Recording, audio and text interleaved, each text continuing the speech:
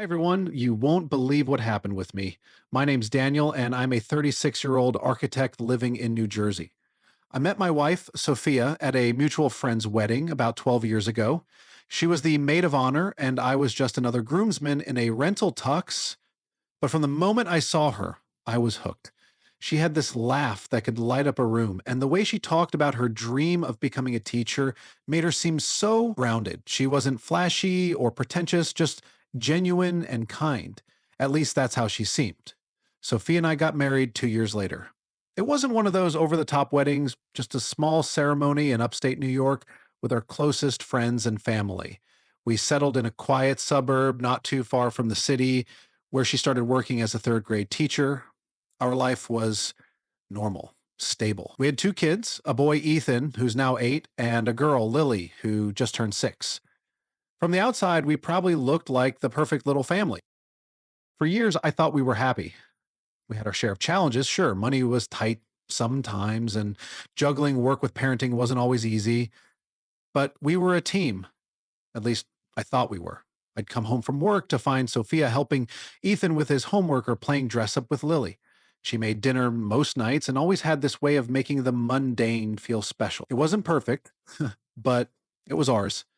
Looking back, there were always little things about Sophia that didn't quite add up. She was fiercely private about certain aspects of her life. She didn't have a lot of close friends, for example, and she rarely talked about her family back in her hometown. She'd brush off questions with vague answers or jokes, and I never pressed her because, well, why would I? I loved her, I trusted her, I didn't think I needed to know every little detail. But now I'm starting to wonder if I should have paid closer attention. Maybe if I had, I would have seen what was coming. Things started happening about a year ago. At first, it was subtle. Sophia started spending more time on her phone, texting, scrolling, even taking calls in the other room. She'd laugh at something and quickly lock the screen when I walked in, saying it was just a funny meme from one of her teacher friends. She started working later, too.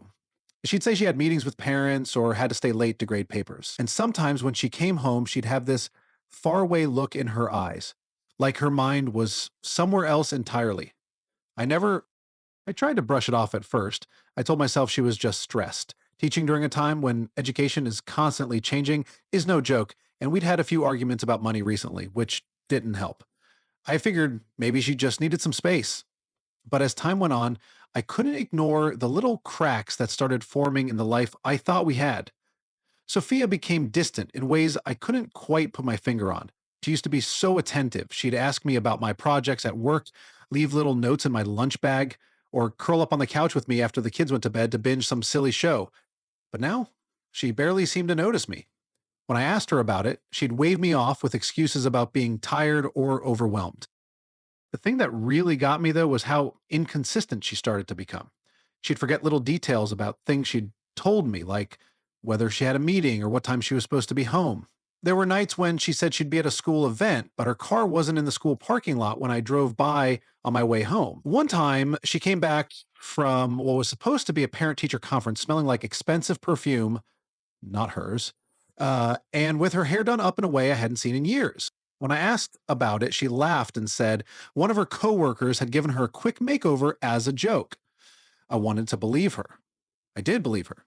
I told myself that I was just being paranoid, that I'd let a few weird coincidences get into my head. After all, she'd never given me a reason not to trust her before. But then the lies started piling up. One Saturday, she said she had a professional development seminar in the city. Normally, these things were close to home, but she insisted it was a district wide initiative held at a venue in Manhattan. She even showed me the email on her phone, but something about it felt off. I didn't press her because I didn't want to seem controlling, but I couldn't shake the feeling that something wasn't right. And then her name was Stella. We don't have a dog. She's never mentioned a dog at her school before, but again, I let it go. I didn't want to be that guy, the jealous husband who questions his wife over every little thing. I told myself I was overthinking it. That was a mistake. Things took a turn when I got a job offer that could change everything. My firm had been expanding its operations into Manhattan, and they offered me a position that would mean more money, but also more travel into the city. At first, I was hesitant. The commute would be brutal, and I worried about how it might affect the time I had with Sophia and the kids. But Sophia, oddly enough, was all for it. You deserve this, Daniel, she said, flashing me that supportive smile that used to make me feel like I could do anything. It's an amazing opportunity. Her enthusiasm caught me off guard. She even went so far as to suggest that if the commute became too much, we could consider moving closer to the city. It was a surprising shift for someone who had always been so attached to the suburban life we'd built. But what stuck with me was how eager she seemed for me to take the offer. What I didn't realize at the time was how much my new schedule would complicate things for her. My trips to the city meant I was now occupying some of the same spaces where she'd been, whoever she was when she wasn't Sophia. I didn't know it then, but I was inadvertently walking into her second life. And her other life, the one as Stella, was starting to unravel under the pressure. Apparently, there was someone else in the picture. His name was Lucas. I didn't know anything about him at first, but from what I've pieced together, he's some big shot in finance, a client of the company I was about to work for, no less. He's rich, good looking, and clearly used to getting what he wants. He thought Sophia was Stella, a successful manager who worked in consulting. It turns out she'd been spinning him this story for years, crafting this whole other identity to fit into his world. Now, Lucas had started becoming more demanding, though. He wanted more of her time, weekends, evenings. He was pushing for her to move in with him in his upscale apartment in Midtown. Sophia was juggling it all as best she could, but cracks were beginning to show. And now, with me traveling to the city more often, her two worlds were suddenly closer than ever before. At the time, I had no idea why Sophia seemed so tense. I just thought she was struggling with the kids or her job, but in hindsight, it's obvious she was trying to keep both of her lives from crashing into each other. Every time I brought up something as simple as scheduling dinner or figuring out a family weekend, she'd get flustered, saying, "I'm just so busy right now, Daniel. Can we talk about this later?" Later never came. The stress was getting to her. I could see it in her eyes, the way her hands shook when she thought no one was looking, and how she'd snap at the smallest things. It was like she was trying to keep 1,000 plates spinning at once, and the whole thing was about to collapse. And then things started happening that she couldn't control. Lucas, it seems, wasn't as oblivious as she thought. The first real wake up call came when I found a train ticket. It was a crisp Friday evening, and I was going through the laundry trying to find a matching sock because somehow socks in our house vanish into thin air. That's when I saw it, a folded ticket stub in the pocket of one of Sophia's coats. It was a round trip ticket to Penn Station, dated 2 days earlier. I hadn't remembered her saying anything about going to the city that day. In fact, she'd told me she had back to back parent teacher conferences and wouldn't be home until late. I stood there, holding the ticket in my hand, and for the first time, I felt a real, undeniable pit in my stomach. When she got home that evening, I casually brought it up. "Hey, I found this train ticket in your coat. Were you in the city this week?" Her face froze for just a split second, a moment so brief that if I hadn't been looking for it, I might have missed it. Then she smiled, that same easy smile she always used to disarm me. "Oh, yeah. I had to pick up some teaching supplies from a vendor downtown. It was last minute, so I didn't bother mentioning it." It sounded like plausible, but there was something about the way she said it, the way her voice rose just a little too high, that didn't sit right with me. Still, I let it go. What else was I supposed to do? I wasn't going to accuse my wife of lying over a train ticket. But the feeling didn't go away. In fact, it only grew stronger as more little inconsistencies started to pile up, like how she suddenly needed to spend an entire Saturday prepping for a school fundraiser, but came back with a brand new pair of shoes I'd never seen before. Or how she started leaving for work earlier and earlier, even though she never seemed to bring home any extra paperwork or projects. Then there was Lucas. I didn't know his name at the time, but his presence was starting to disrupt her world too. One evening, while Sophia was supposedly at a staff meeting, Lucas's colleague, a guy named Eric, happened to mention her name in passing at a networking event I attended for my new job. Eric didn't say Sophia, though. He called her Stella. I asked, feeling the hair on the back of my neck stand up. "Yeah," Eric said, completely oblivious to my confusion. Lucas's girlfriend. She's great, smart, sharp. Lucas talks about her all the time. I tried to laugh it off, but my mind was racing. Who the hell was Stella? And why was this guy talking about her like she was someone I should know? I made a mental note to look deeper into Lucas and his circle, but I didn't want to jump to conclusions without more proof. Sophia must have sensed something, though, because she became even more careful after that. Her lies got more elaborate, her excuses more airtight. She told me she'd signed up for a professional development course that required her to stay late every Thursday. She even brought home brochures to show me, as if to prove it was legit. But something still felt off. The cracks were getting bigger. And the more I watched, the more I started to see the person I thought I knew slipping further and further away. Sophia must have felt the walls closing in because she started doubling down on her lies. Looking back, it's almost impressive how much effort she put into creating this web of deception.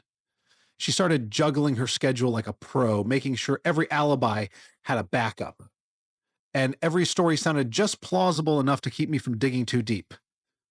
She created this elaborate narrative about a new mentorship program at her school. According to her, it required long evening meetings and even weekend workshops with other teachers in the district. She even printed out a fake schedule and tacked it to our fridge. I remember looking at it one morning while pouring coffee, thinking, wow, she's really committed to this. At the same time, she started slipping away from Lucas, telling him that her consulting work was getting more demanding. But apparently, she convinced him she was being recruited for some major project that required a lot of travel. She played both sides so well, making sure neither of us felt neglected enough to start digging deeper, but there was a cost. I could see the stress eating away at her. Her lies were also starting to unravel under their own weight.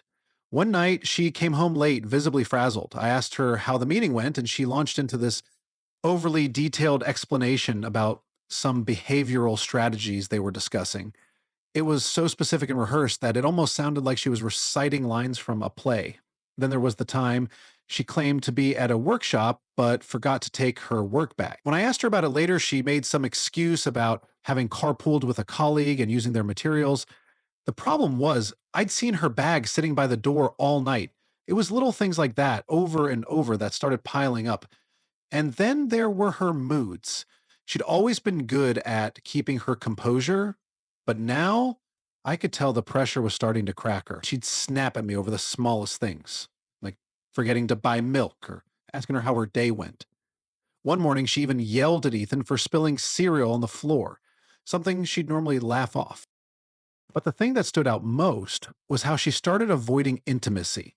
We used to have a healthy sex life, not every night, but enough that it felt like we were connected. Now, though, she always seemed too tired, too busy, or just not in the mood. She'd give me a quick peck on the cheek and say, I love you, but it felt hollow, like it was something was wrong, but I didn't have proof. Potentially over the last 5 years, I had seen the construction work become the shoulders, setting the tone for enough. And every time I tried to bring it up, she'd shut me down with another excuse. You're being paranoid, she'd say, or you know how demanding teaching is, Daniel. The worst part was, I wanted to believe her. I wanted so badly to think that I was imagining things, that she was just going through a rough patch and we get back to normal eventually. But deep down, I knew. I just didn't want to admit it to myself. What I didn't know was that her juggling act was about to fall apart. Lucas was starting to get suspicious too. It was like fate decided to stop playing nice and throw us all into the same room. The meeting that changed everything happened during a client conference I attended for my new job. It was one of those fancy, overpriced networking events at a swanky hotel in Midtown. The kind of place where people wear suits that cost more than my monthly mortgage. I was nursing a mediocre coffee when my boss introduced me to a man named Lucas. At first glance, he seemed like your typical finance guy, perfectly tailored suit, a sharp jawline, and a confidence that bordered on arrogance. We started chatting, and I quickly realized that Lucas was not only a major player in the financial world, but also a key client for the company I just joined. We hit it off surprisingly well. Lucas was charming, funny, and easy to talk to. As we stood by the buffet table, he started asking about my family. I mentioned that I was married with two kids and living in the suburbs. He smiled and said, "Ah, a family man. That's great. I'm seeing someone myself. She's amazing." Her name's Stella. The name hit me like a punch to the gut. I froze for a split second, but I forced myself to keep my face neutral. "Stella?" I asked, trying to sound casual. "What does she do?" "She's a consultant," Lucas said, taking a sip of his drink. "She's been super busy lately with some big project, but she always makes time for me. She's incredible, smart, ambitious, beautiful. I'm a lucky guy." I felt like I was going to be sick. My mind was racing, piecing together everything I'd seen, heard, and felt over the past year. The late nights, the train tickets, the name Stella slipping out of Sophia's mouth. Could it really be her? Could my wife, the mother of my children, be leading some kind of double life? Still, I couldn't jump to conclusions. I needed proof. So I played along, asking more questions about Lucas's Stella. He talked about how they met at some corporate event, how she was always so polished and professional. He even mentioned that she'd been traveling more lately, which he found frustrating because he wanted to spend more time with her. The whole time, I felt like I was holding my breath. Every detail he shared made it harder to deny the truth. By the end of the conversation, I was convinced. Stella wasn't just some random woman in Lucas's life. Stella was Sophia. But here's the kicker. Lucas didn't seem to suspect a thing.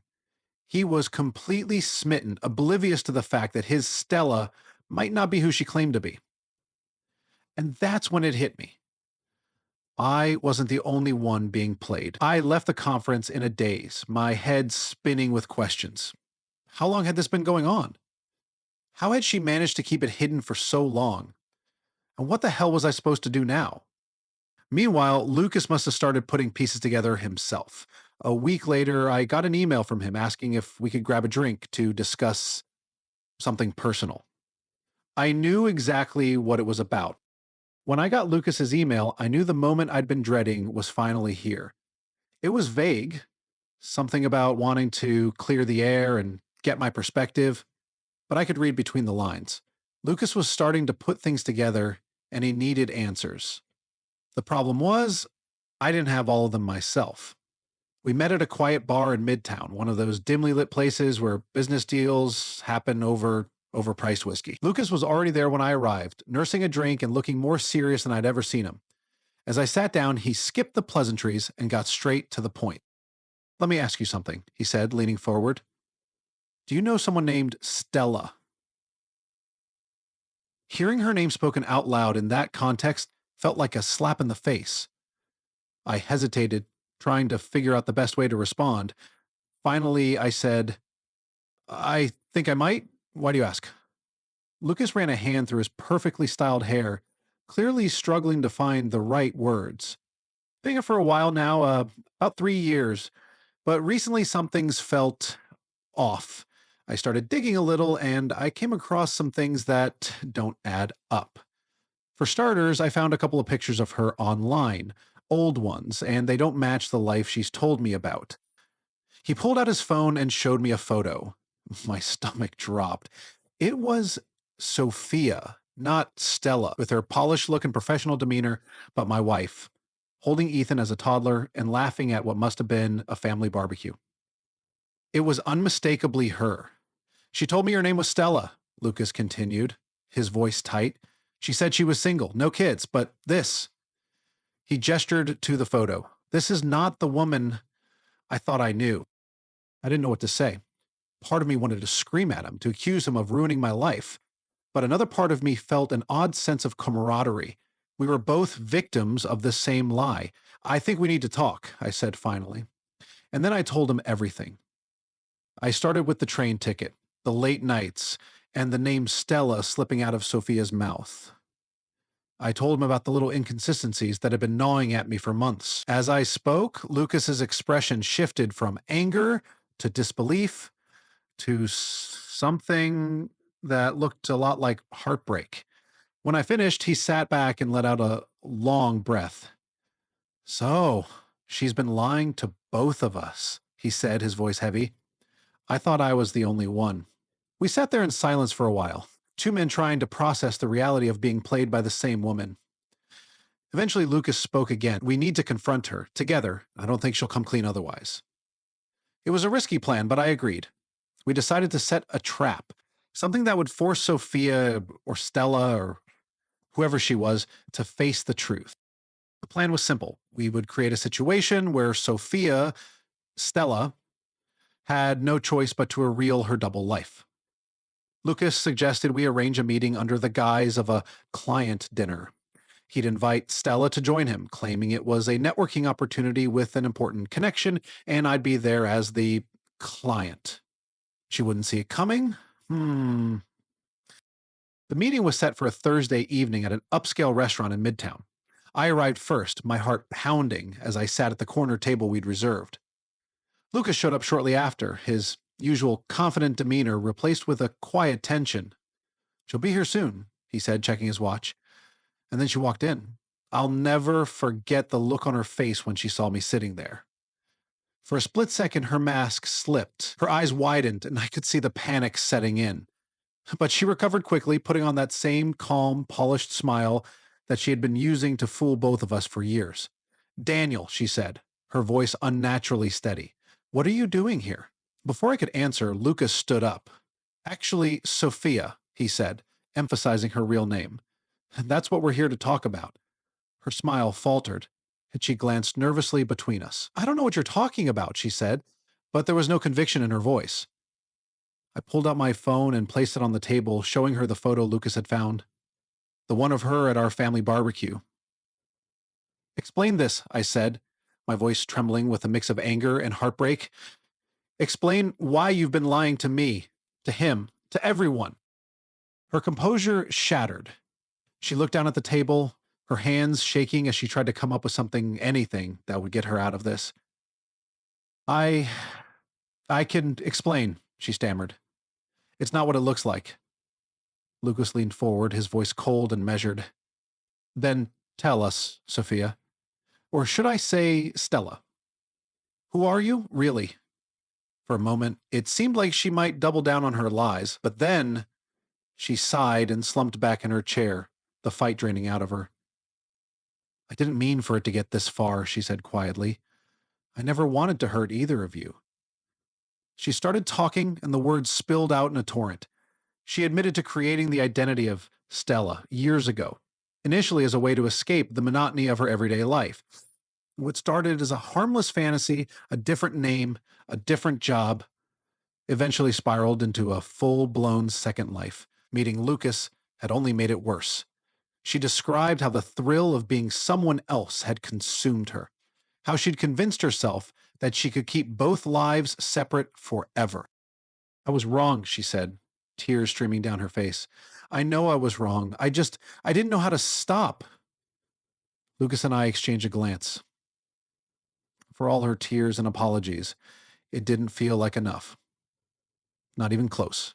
"You didn't know how to stop," I said, my voice rising. "How about being honest? How about respecting the fact that you have a husband and 2 kids at home? How about not living a double life in the first place?" She broke down completely, sobbing into her hands, but neither of us moved to comfort her. We'd both heard enough lies for a lifetime.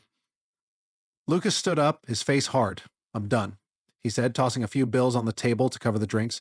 "Whatever happens now, it's between you two." And with that, he walked out, leaving me alone with the woman I thought I knew. After Lucas walked out, it was just me and Sophia. She sat across from me, her makeup smudged from crying, staring at her hands like they held the answers to the mess she'd created. For the first time in our marriage, I felt like I was looking at a stranger. "You have to understand, Daniel," she said after a long silence, her voice trembling. "It wasn't about you or the kids. It was about me. I felt trapped, like I'd lost myself somewhere along the way. Stella gave me a way to feel alive again." "Alive," I repeated, my voice cold. "You were living 2 lives, lying to everyone who trusted you, and you call that feeling alive?" Her tears started up again, but I didn't care. I was too angry, too hurt to feel anything but rage. "Do you even realize what you've done?" "Yes," my voice rising. "You lied to me, to Lucas, to everyone. You risked everything. Our marriage, Our family. For what? A fantasy? She opened her mouth to respond, but I cut her off. Don't tell me it wasn't about me or the kids. Because it was. Every time you lied, every time you walked out that door to be someone else, you made a choice. And that choice wasn't us. Her tears didn't stop, but she didn't try to defend herself anymore. Maybe she realized there was nothing she could say to justify what she'd done. I stared at her, searching for the woman I thought I married, the woman I thought I knew. But all I saw was someone who'd been hiding behind a mask for years, someone I couldn't trust anymore. I can't do this, I said finally, standing up. I can't be with someone who's capable of this kind of betrayal. Daniel, please, she said, her voice desperate. I can fix this. We can fix this. I'll do whatever it takes. Therapy, counseling, anything. Just don't give up on us. But I was done. The years of trust, the foundation of our marriage, it had all been built on lies. And now is crumbling around us. It's too late, Sophia, I said, shaking my head. You didn't just lie. You lived a lie. And I can't be a part of that anymore. I walked out of the restaurant without looking back, leaving her sitting there with the weight of her choices. I didn't feel triumphant or vindicated. I just felt empty. Oh, walking out of that restaurant should have felt like closure, but instead, it felt like ripping off a bandage that wasn't ready to come off. The days that followed were a blur. Sophia tried to reach out, texting, calling, even showing up at my office, but I ignored her. I needed space to think, to process what had just happened to my life. Eventually, I sat her down for one final conversation at home. The kids were at my sister's house for the night, so we had privacy. She looked exhausted, like she hadn't slept in days. But so was I. Sophia, I said, trying to keep my voice steady, I've thought a lot about this, and I can't keep living like this. I'm filing for divorce. The words seemed to hit her like a physical blow. Daniel, no, she pleaded, tears streaming down her face. Think about the kids. Think about everything we've built together. I am thinking about the kids, I said, my voice firm, and they deserve parents who respect each other and live with integrity. I can't stay in a marriage that's been a lie. I can't pretend everything is okay when it's not. She begged me to reconsider, promising to change, to do whatever it took to fix things. But I'd already made up my mind. The betrayal was too deep, and the trust was shattered beyond repair. Every time I looked at her, all I could see was the lies, the train tickets, the perfume, the excuses. Staying together would have only poisoned what little was left of our family. The divorce process was messy, as these things often are. Sophia fought to keep the house and tried to paint herself as the victim in front of the lawyers, but the evidence of her double life was impossible to ignore. Ultimately, I was awarded primary custody of Ethan and Lily, and we sold the house. I moved into a small apartment closer to the city while she stayed in the suburbs. Lucas, from what I heard through the grapevine, cut ties with her completely. He was furious, not just because she'd lied to him, but because her deception had put his reputation at risk. He even blacklisted her from certain social circles, which I guess is a bigger deal in his world than in mine. Sophia was left with nothing but the fallout of her choices. Her colleagues at the school eventually caught wind of the scandal, and while she wasn't fired, the whispers and side glances made her life unbearable. She resigned a few months later, moving back to her hometown to be closer to her parents. I heard she's working at a small tutoring center now, trying to piece her life back together. As for me, I focused on rebuilding. It wasn't easy. There were nights when I lay awake, staring at the ceiling, wondering where it all went wrong. I missed the life I thought I had, the woman I thought I married, but I knew that clinging to the past would only keep me stuck. The kids struggled too. Ethan and Lily didn't understand why mommy and daddy weren't together anymore, and I did my best to explain without vilifying Sophia. Sometimes adults make mistakes, I told them, but we both love you very much, and that will never change.